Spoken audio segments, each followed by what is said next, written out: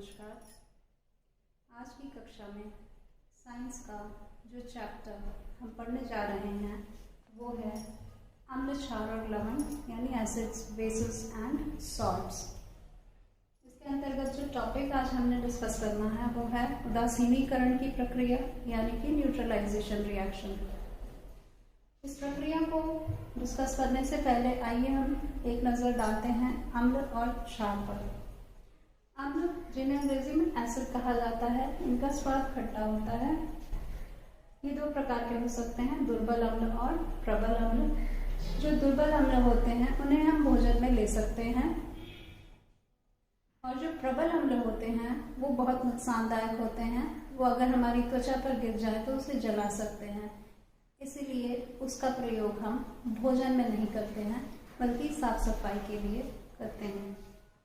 दुर्बल अम्लों के कुछ उदाहरण हैं सिरका, जिसे विनेगर कहते हैं, और इसका रासायनिक नाम एसिटिक एसिड है यानी एसिटिक अम्ल। दूसरा है दही, जिसका रासायनिक नाम लैक्टिक अम्ल है, लैक्टिक एसिड। तीसरा है नींबू का रस, जिसका रासायनिक नाम है सिट्रिक एसिड। प्रबल अम्लों के उदाहरण है HCl यानी हाइड्रोक्लोरिक एसिड, H2SO4 यानी सल्फ्यूरिक एसिड और HNO3 यानी कि नाइट्रिक एसिड। क्षार को अंग्रेजी में बेसिस कहते हैं। इनका स्वाद कसैला या कड़वा होता है। ये भी दो प्रकार के होते हैं, दुर्बल और प्रबल। दुर्बल क्षार सर्फ, साबुन, टूथपेस्ट, शैम्पू इत्यादि में पाए जाते हैं। इनके कुछ उदाहरण हैं अमोनिया, जिसका रासायनिक सूत्र यानी फॉर्मूला NH3 है। अगला है अमोनियम हाइड्रोक्साइड यानी NH4OH। प्रबल अम्लों में सोडियम हाइड्रोक्साइड और पोटेशियम हाइड्रोक्साइड है। ध्यान देने वाली बात यह है कि जो भी अम्ल होते हैं उनका जो फॉर्मूला होता है, केमिकल फॉर्मूला या रासायनिक सूत्र होता है, उसमें जो धनात्मक आयन होता है यानी कि कैटायन, वो H+ होता है, और जो क्षार होते हैं उनमें जो ऋणात्मक आयन होता है वो OH- आयन होता है। तो अम्लों में H+ आयन होता है और क्षारों में OH- आयन होता है। ये धनात्मक आयन है और ये ऋणात्मक आयन है। आइए अब हम देखते हैं कि अम्ल और क्षार की रासायनिक अभिक्रिया यानी कि केमिकल कॉम्बिनेशन से क्या बनता है और उस प्रक्रिया को क्या कहते हैं।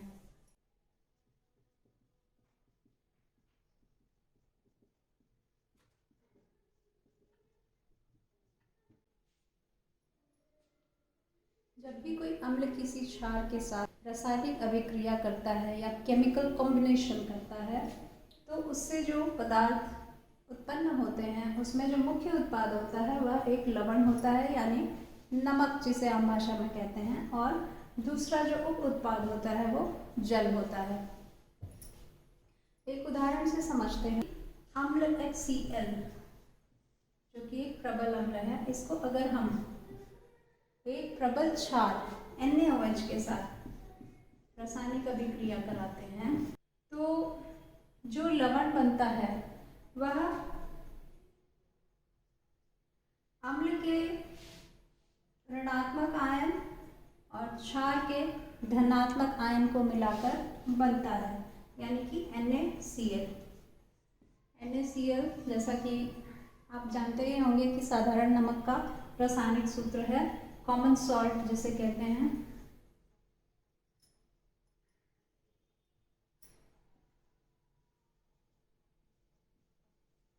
साधारण नमक जो हम भोजन में इस्तेमाल करते हैं।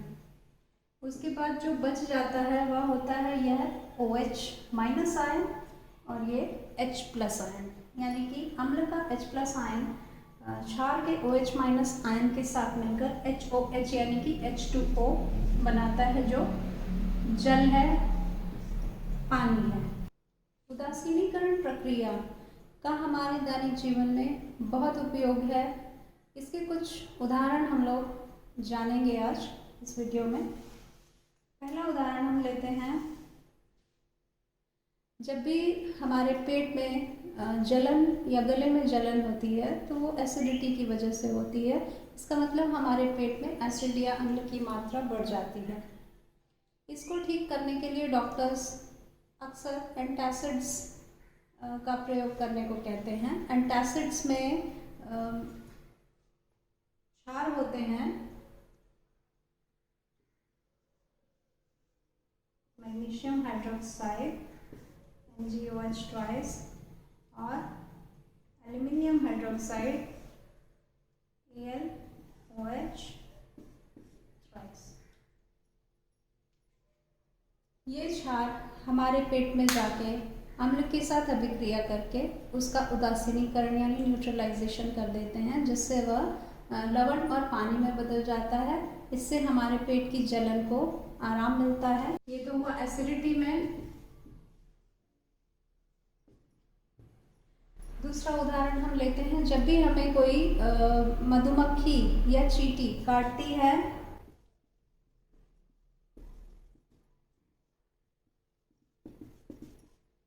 तो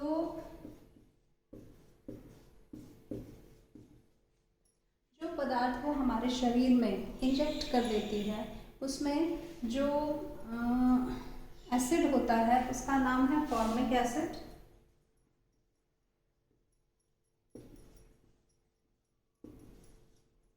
जो त्वचा में जलन और दर्द पैदा करता है। चींटी या मधुमक्खी के काटे हुए एरिया पर अगर हम चूना लगाएं, चूना जिसमें कैल्शियम हाइड्रोक्साइड होता है, तो वह एक क्षार है और वह इस फॉर्मिक एसिड के असर को न्यूट्रलाइज या उदासीन कर देता है और इस प्रकार हमारा जो चींटी और मधुमक्खी के काटने से हमारी त्वचा में जो दर्द और जलन है वो ठीक हो जाता है। इसके अलावा यदि हमें हाड़ी डंक मारती है, जिसे वास्प कहते हैं, पीली या लाल हाड़ी होती है, तो उसके डंक में एक एल्कलाइन पदार्थ होता है यानी क्षारीय पदार्थ होता है, जिसके ऊपर सिरका लगाने से हमें आराम मिलता है। उसके बाद हम तीसरा उदाहरण लेते हैं। हम सुबह ब्रश करते हैं क्योंकि हमारे मुंह में जीवाणुओं के क्रिया के कारण एसिड बनता है। जो हमारा मुंह के अंदर भोजन फंसा होता है दांतों के बीच में, उस पर जब जीवाणु अपनी क्रिया करते हैं तो बहुत सारा एसिड बनाते हैं हमारे मुंह में, और जब हम ब्रश करते हैं तो पेस्ट जो होता है उसमें क्षार होता है और वह पेस्ट हमारे मुंह के अंदर के अम्लीय वातावरण को न्यूट्रलाइज या उदासीन करने में मदद करता है।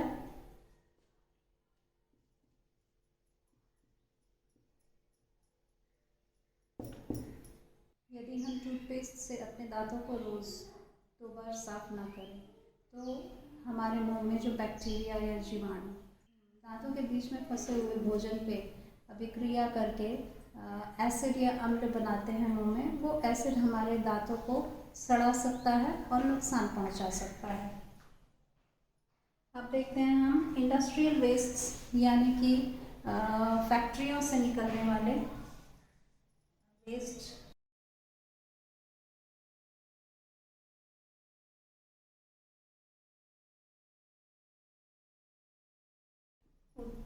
उत्सर्जन यानी उत्सर्जित पदार्थ यानी लिक्विड या सॉलिड वेस्ट जो फैक्ट्रीज से निकलते हैं वो अधिकतर एसिडिक होते हैं और उनको ज़्यादातर आसपास के नालों नदियों में बहा दिया जाता है, जो अंत में समुद्र में जाके मिल जाते हैं। तो इन एसिडिक वेस्ट्स को नदी नालों में या पानी में छोड़ने से पहले ज़रूरी होता है कि इनका उदासीनीकरण किया जाए। तो इन वेस्ट्स को एक प्रबल क्षार के साथ इसकी अभिक्रिया कराई जाती है। प्रबल क्षार से अभिक्रिया करके ये फैक्ट्रीज से निकलने वाला उत्सर्जित पदार्थ जो होता है वो उदासीन हो जाता है, न्यूट्रलाइज हो जाता है, और जब वो पानी में मिलता है तो पानी में रहने वाले जीवों, चाहे वो जंतु हों चाहे पौधे हों, उनको नुकसान नहीं पहुंचाता है। उसके बाद हम आते हैं अपने बालों को धोने के लिए आजकल शैम्पू का प्रयोग किया जाता है। शैम्पू में क्षार होता है जो हमारे बालों को रूखा और उलझा हुआ बना देता है। तो यदि हम शैम्पू लगाने के बाद कंडीशनर का प्रयोग करें तो कंडीशनर में अम्ल होता है जो शैम्पू के क्षारीय गुणों को उदासीन बनाकर हमारे बालों को मुलायम और सूझा हुआ बना देता है। यदि आप शैम्पू के बाद कंडीशनर का प्रयोग ना भी करते हो तो उसके लिए एक उपाय है, आप नींबू का रस, आंवले का रस या फिर दही लगा सकते हैं जिसमें अम्ल होता है और वो भी कंडीशनर का ही काम करता है। उसके बाद हम आते हैं खेतों में जो मिट्टी होती है, अत्यधिक पेस्टिसाइड्स और फर्टिलाइजर्स का प्रयोग करने के बाद वह मिट्टी अम्लीय हो जाती है। तो जब भी खेतों में हमें नई फसल उगानी हो तो नई फसल उगाने से पहले हम उस मिट्टी को उदासीन यानी न्यूट्रलाइज करते हैं। तो उसके लिए हम मिट्टी का ट्रीटमेंट उचित क्षार के साथ करते हैं ताकि मिट्टी के अंदर का एसिडिक जो प्रभाव है वो समाप्त हो जाए और जो अगली उगने वाली फसल है वो उसका उत्पादन ठीक हो। उसके बाद अब आइए हम दो छोटी छोटी गतिविधियां करते हैं जो उदासीनीकरण की प्रक्रिया पर आधारित हैं यानी न्यूट्रलाइजेशन रिएक्शन पर बेस्ड हैं। ये बहुत ही इंटरेस्टिंग एक्टिविटीज़ हैं। पहली एक्टिविटी जो हम करने जा रहे हैं वो है एक लावा लैंप बनाना और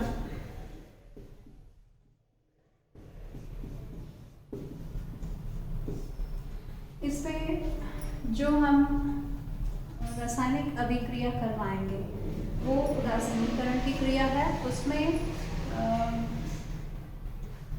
जो अम्ल हमने लिया है वह है विनेगर यानी कि एसिटिक एसिड जिसे हम सिरका भी कहते हैं और इसका जो केमिकल फॉर्मूला है वो है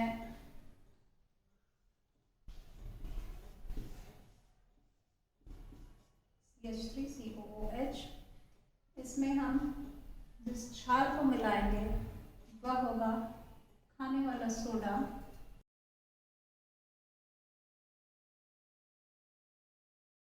जिसका रासायनिक सूत्र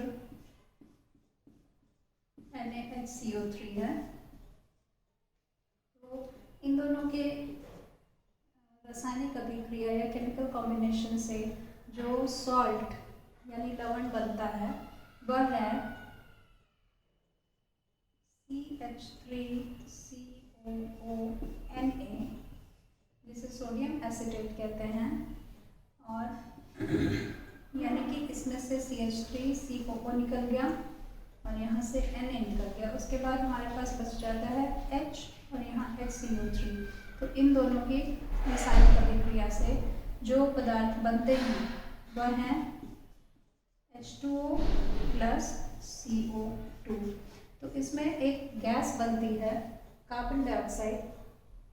इसी गैस के कारण जो हमारे लावा लैंप में एक खूबसूरत सा इफेक्ट आता है वो अभी हम करके देखेंगे। दूसरी एक्टिविटी या गतिविधि जो है वो है बिना फूके गुब्बारा फुलाना।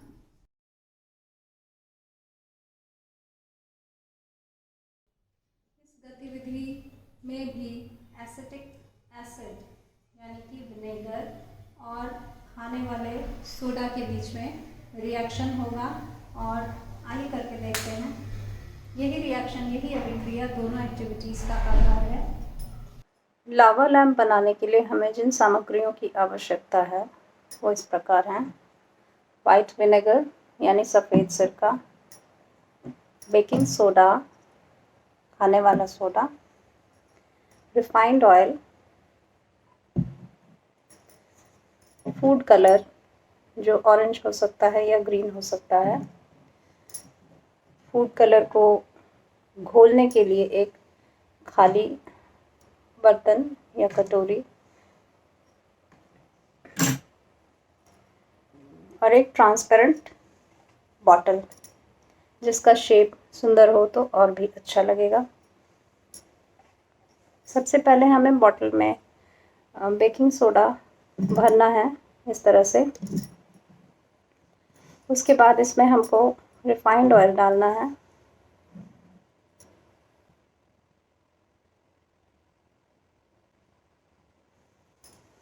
इसके बाद हम फूड कलर का विनेगर में सॉल्यूशन बनाएंगे, यानी कि सिरके में फूड कलर का घोल बनाएंगे, जिसके लिए हम इस चम्मच से थोड़ा सा फूड कलर निकालेंगे और इसको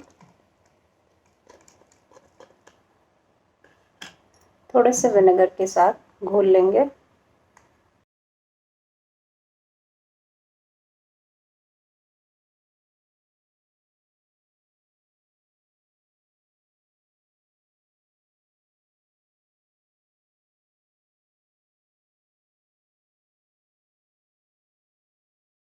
इस ऑयल को डालने का पर्पस ये होता है कि ये बेकिंग सोडा को घोलता नहीं है, अपने में डिज़ोल्व नहीं करता है, और एक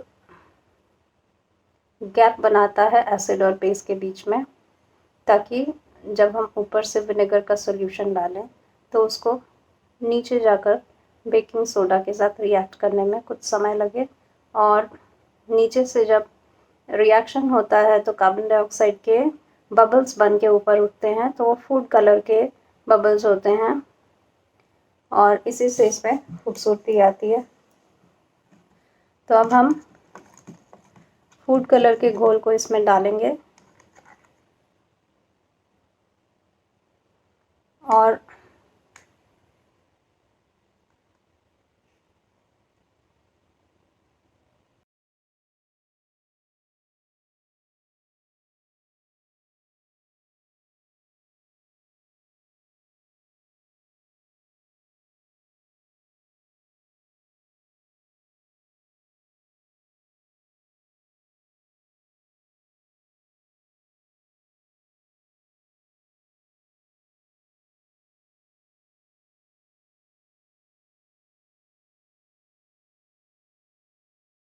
जैसा कि आप देख सकते हैं, इसमें जैसे जैसे विनेगर और फूड कलर का घोल नीचे जा रहा है, ये बेकिंग सोडा के साथ कंबाइन करके इसको न्यूट्रलाइज कर रहा है, यानी उसकी उदासीनीकरण की अभिक्रिया कर रहा है, और उसके फलस्वरूप कार्बन डाइऑक्साइड बन रहा है और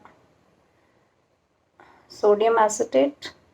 कार्बन डाइऑक्साइड गैस है, हल्की होने की वजह से यह ऊपर उठती है।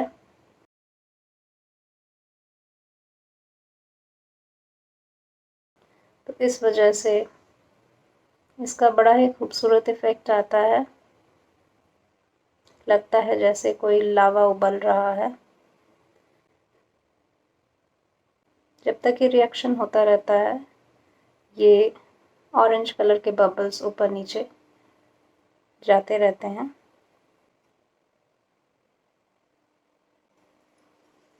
विनेगर यूज़ हो जाने के बाद ये रिएक्शन बंद हो जाता है।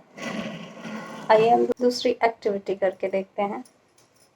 इसके लिए हमने एक छोटे मुंह वाली बॉटल ली है, ट्रांसपेरेंट बॉटल, पारदर्शी बॉटल।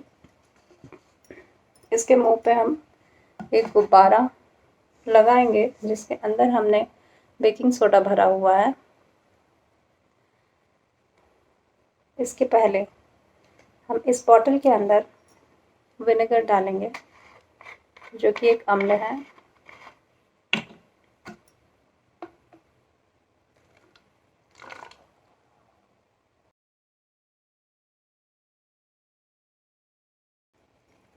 इसके बाद हम इस बॉटल के मुंह पर ये बलून कुछ इस तरह से लगा देंगे।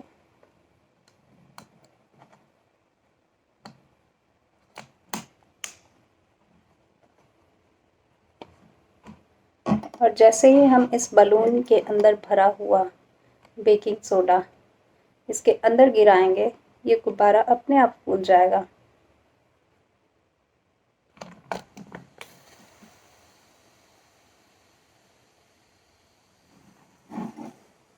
है ना मज़ेदार एक्टिविटी। अगर इसमें और ज़्यादा बेकिंग सोडा और ज़्यादा विनेगर होता तो गुब्बारा और ज़्यादा फूल जाता। इसमें भी वही अभिक्रिया हो रही है, वही रिएक्शन हो रहा है। विनेगर और बेकिंग सोडा जब एक दूसरे के साथ कंबाइन कर रहे हैं तो सोडियम एसीटेट, कार्बन डाइऑक्साइड और पानी बन रहा है। ये कार्बन डाइऑक्साइड गैस है, इसीलिए ऊपर उठती है और गुब्बारे में भर जाती है। इस एक्टिविटी को आप भी करके देख सकते हैं। इन गतिविधियों का प्रदर्शन मेरे छात्रों ने जिला स्तरीय साइंस एग्जीबिशन में भी किया था।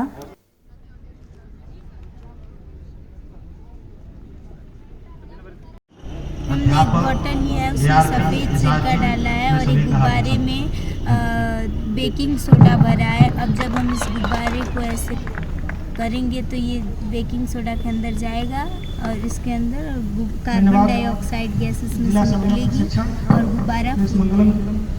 इसी के साथ राष्ट्रीय विज्ञान दिवस की आप सबको बहुत बहुत शुभकामनाएं। धन्यवाद।